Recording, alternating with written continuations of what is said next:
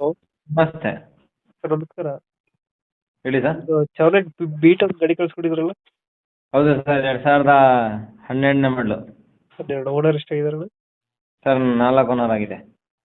ಗಾಡಿ ಡಾಕ್ಯುಮೆಂಟ್ಸ್ ಎಲ್ಲ ರನ್ನಿಂಗ್ ಇದೆಯಾ? ಎಲ್ಲ FC ಇನ್ಶೂರೆನ್ಸ್ ಎಲ್ಲ ರನ್ನಿಂಗ್ ಇದೆ ಸರ್. ಗಾಡಿ ರನ್ನಿಂಗ್ ಎಷ್ಟಾಗಿದೆ ಬೈ ಇದು? ರನ್ನಿಂಗು 1:28 ಹೊಡಿದ್ದೇವೆ. ಒಂದು 28 ನೋಡಕ್ಕೆ.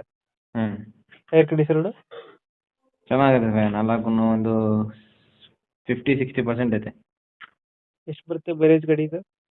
ಹಾಂ, ಮೈಲೇಜ್ ಎಷ್ಟು ಕೊಡುತ್ತೆ ಗಾಡಿ ಇದು?